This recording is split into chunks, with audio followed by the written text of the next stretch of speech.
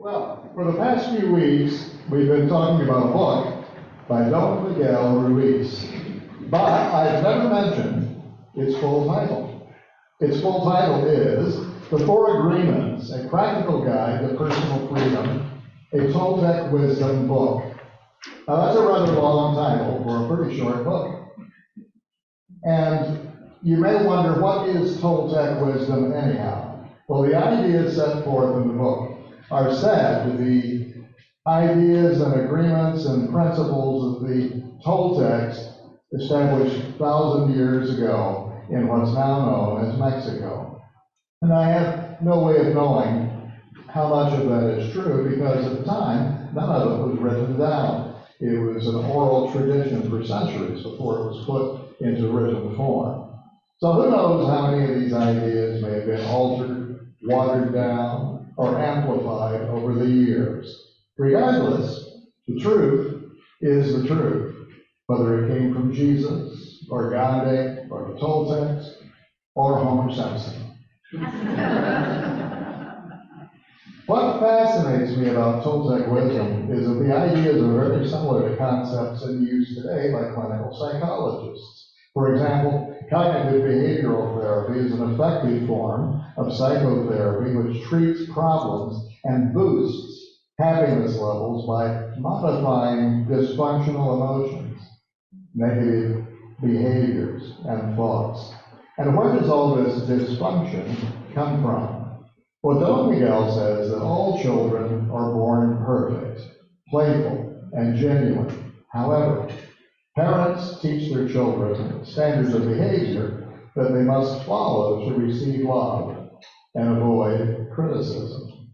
And eventually, these standards are internalized into what Don Miguel calls a collective dream. And this is a set of rules for living life. And many of these are mostly unconscious beliefs that turn out to be irrational, stifling, and even downright false. The key to freedom, according to cognitive therapists, is to become aware of our irrational thinking, our limited thoughts, so that we can replace them with healthy thoughts. So, the Four Agreements could be considered a basic textbook for the modern practice of cognitive behavioral therapy. But before there was such a book as the Four Agreements or cognitive behavioral therapy, there was the science of mind, which says that to learn how to think is to learn how to live. Change your thinking, change your life. Isn't it interesting how ancient and modern wisdom say very much the same thing? Don Miguel says that children don't know any better but to agree with the ideas that they're taught. Just as children don't argue about the meanings of words when they're learning language, they don't argue with the ideas that these words express. So, if my parents tell me that I'm smart and talented, I believe them. And if they tell me that I'm stupid and clumsy, then I believe that too. And I have really no choice when I'm a little child but to agree. But as we grow up, we can free ourselves from these limiting, harmful, and false ideas. We can accept healthier conclusions. So, the book contains 4 healthy agreements. Be impeccable with your word. Don't take anything personally. Don't make assumptions. And always do your best. We've covered the first 3, but just to review, be impeccable with your word. Words are powerful. Words create our reality, and that's because the word is spiritually creative. Everything that was, is, or ever shall be is spoken into being. But words are also powerful because we act on what we tell ourselves is real. So it's important for us to monitor our self-talk, our negative, irrational chatter. What kind of words do you use when you describe your reality? Do you lie and say harmful and hurtful things about yourself and others? That's not healthy. When you say that someone is no good, you're not being impeccable with your word. When you say that you yourself are no good, you're not being impeccable with your word. Most of the old-time fundamentalist religions say, you're no good, but you'll be okay if you do what we say. We say, you're already good, but we can help you be even better. To be impeccable with your word is to be truthful and to say things that have a positive influence on yourself and others. The second agreement is don't take anything personally, because each person sees the world in a unique way. The way others treat us says more about them than it does about us. To not take anything personally is to respect. Don't necessarily describe us accurately. Third agreement, don't make assumptions. Assuming that you know what others are thinking or feeling about you is a limiting and harmful practice. None of us can read minds. So when we try to engage in mind reading, we'll often be wrong, leading to undesirable consequences. And the antidote is to ask for evidence before concluding what people are thinking. Now, at this point in the book, Don Miguel says there is just one more agreement, but it's the one that allows the other three to become deeply ingrained habits. The fourth agreement is about the action of the first three. Always do your best. Now, we've probably heard this in our entire lives, always do your best. We've heard it from parents, from teachers, from coaches, always do your best. But what does doing your best really mean? And is it even possible to always do your best? Well, before I found this teaching, I believed that I was failing at all kinds of things in life. Oh, I can do certain things that most people can't do, play the piano, do magic. But others were doing things that I couldn't seem to do, things that I found difficult. And it never occurred to me that they may have been thinking, why can Martin do that? And I can't. In any event, I allowed my perceived failings and shortcomings to turn into very low self-esteem. And eventually I started to believe that I didn't have much in the way of potential. So I suffered from chronic depression for years, and I'm sure that most of that was linked to my feelings that my best wasn't good enough. So I lived a negative cycle. My best isn't good enough, which led to low self-esteem, which led to depression, which led to more my best isn't good enough, more low self-esteem, more depression, leading to what's wrong with me? Well, based on that cycle, I couldn't believe that I was ever doing my best. And even if I were doing my best, I figured that my best was inadequate. But Don Miguel forms his agreement, always do your best, in two parts. One reinforces the other. First, under any circumstances, simply do your best, and you'll avoid self-judgment and regret. Balanced with the second notion, which is your best is going to change from moment to moment. Now, notice how he defines always doing your best, because it brings balance to this agreement. This is not about perfectionism. It's about giving it everything you have in this now moment. Perfectionism says that if the conditions aren't right, there's no point in doing what needs to be done, because it won't be perfect. If we fall into the trap of perfectionism, we won't be doing our best. And likewise, if you're a workaholic, you could use this agreement to plug away endlessly, regardless of whether you're making progress. Don Miguel writes, if you try too hard to do your best, you will spend more energy than is needed, and in the end, your best will not be good enough. When you overdo, you go against your body, you deplete yourself, and it will take you longer to accomplish your goal. And then he tells a tale of a seeker, a man who wanted to transcend and rise above his suffering. So he went to a Buddhist temple to find a master.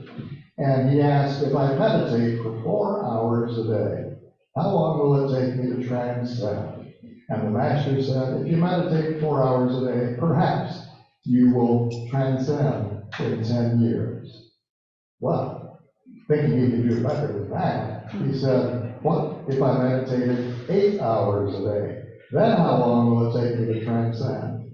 And the master said, if you meditate 8 hours a day, perhaps you will transcend in 20 years. But why will it take me longer if I meditate more? The man asked. And the master replied, you're not here to sacrifice your joy or your life. You are here to live, to be happy, and to love. If you can do your best in 2 hours of meditation, but you spend 8 hours instead, you will only grow tired, miss the point, and you won't enjoy your life. Always do your best, and then, perhaps, you will learn that no matter how long you meditate, you can live, love, and be happy. Always do your best. No more, no less. If we take only the first part of the definition, simply do your best under any circumstances, we put an enormous burden on our shoulders. But our best will be different depending on various factors. We can stop beating ourselves up for falling short of what we might have liked. So those are two parts of the definition. Always do your best, and your best will always change. They're two sides of the same coin. They exist together. As Don Miguel writes, keep in mind that everything is alive and changing all the time. So your best will sometimes be high quality, and other times it will not be as good. When you wake up refreshed and energized in the morning, your best will be better than when you're tired at night. Your best will be different when you're healthy as opposed to sick. Your best will depend on whether you're feeling wonderful and happy, or upset, angry, or jealous. Being mindful of the fact that our best shifts from moment to moment means that we'll be less inclined to react negatively when difficulties pop up and surprise us and trip us up or push us to the edge. How we respond to life is our true test of doing our best. Now, like a lot of things in life, we can easily use this two-sided principle in a negative way. That is, if we haven't done our best, we can tell ourselves that we're worthless, instead of simply realizing that on this one occasion, we failed to do all that we were capable of doing under the circumstances. And we can also tell ourselves that we've done our best, but we know, deep down inside, that we haven't. So how do we avoid these traps? Well, we can start by being impeccable with our word, by being honest with ourselves. We all know what it looks and feels like when we truly do our best. We all know what it feels and looks like when we don't do our best. That little voice in the back of our minds begins to snipe at us, and we start to feel regret. We may point fingers of blame at others, or we may become full of self-contempt. And neither of these approaches is healthy or productive. What would it look like to simply show up as our most authentic self and just do our best, whatever that might be? Always doing our best means to be fully awake, not going through the motions, but instead living consciously and applying 100% of our attention to all of our activities, with the understanding that this 100% will shift from day to day. Your 100% today may look like 80% compared to your effort from yesterday or last week, but as long as you know that you applied your full self and that what you truly did your best, there can be no negative self-judgment. Doing your best is synonymous with living each and every moment to the fullest potential. And this full potential exists in every situation you encounter in your life. Doing your best is not about meeting expectations. It isn't about success or failure. It's about putting all your energy into whatever you're currently experiencing. I think that we may need to rethink our definition of failure, because every time you think you failed, life happened the way it happened, and no other way. But you get to choose how you think about it. If you feel like you didn't succeed, then perhaps you should rethink your definition of success. These moments that we label as failures have valuable lessons for us. When you start to take each moment that you label a failure, and then begin to see each of those moments as a building block for success, your perspective greatly improves. Realize that failure cannot exist without a thought behind it, labeling it as a failure. This is always a choice, even if it's an unconscious one. Every time you fail, you create more room for growth. Instead of seeing each setback as a sign of weakness, test your resiliency. Challenge yourself. See every opportunity to bounce back from an unwanted outcome as a fun, exciting new window to explore. Instead of allowing failure to be a dark moment in your history, let it be a measure of progress. Learn from it, and don't allow it to ruin your self-esteem going forward. Now, thinking about doing your best is no replacement for actually doing your best. For example, if you're a baseball player and you're constantly thinking about doing your best, it may distract your attention from that fastball that's coming at you at 90 miles per hour. Similarly, if you're a scientist, thinking about doing your best will interfere with giving your attention to the task you're trying to do right now. The point is, you must live every moment with the intention of giving your all to that moment, whatever that involves. You can't do your best if you're worried that you could be doing better. Sometimes our best can seem to be very small, because what we're facing seems to be so very big. But when we've done our best, we've done all that we can do. You may remember the story of the old man walking on the beach, and he sees someone in the distance picking things up and throwing them into the water. As he gets closer, he sees that it's a young boy picking up starfish that have been washed up by the tides. And the old man said, "What are you doing?" And the boy replied, "If these starfish are not returned to the water." And the old man looked up and down the long stretch of beach and saw that there were hundreds of starfish left stranded. He said, "Look at all the starfish that are dead and dying. You can't possibly make a difference." Well, the boy picked up another starfish and gently returned it to the sea and said, "I made a difference with that one." It wasn't a choice between saving all the starfish or saving none of them. The boy's choice was to do the best he could and save those that he could. John Wesley, the founder of the Methodist Church, said, "Do all the good you can, by all the means you can, in all the ways you can, in all the places you can, at all the times you can, to all the people you can, as long as ever you can." Sometimes you're very skilled at something, but you're not on top of your game because you're fatigued or stressed or sick. You can still do your best. Oh, it may not be your best ever, but if you do the best you can in that moment under those circumstances, the results may surprise you. There was a man from Scotland who was a novelist, poet, essayist, musician, composer, and travel writer. He became a celebrity during his lifetime, and he ranks as the 26th most translated author in the world. He grew up as a very sickly boy. He had bouts of ill health throughout his life, and during one of those bouts, he had a raging fever which lasted for several days and forced him to remain in bed. But he had a strong work ethic, and so he was determined to write every day as best he could, regardless of how he felt. During his illness, he had a nightmare which gave him an idea. He began doing what he did best, writing.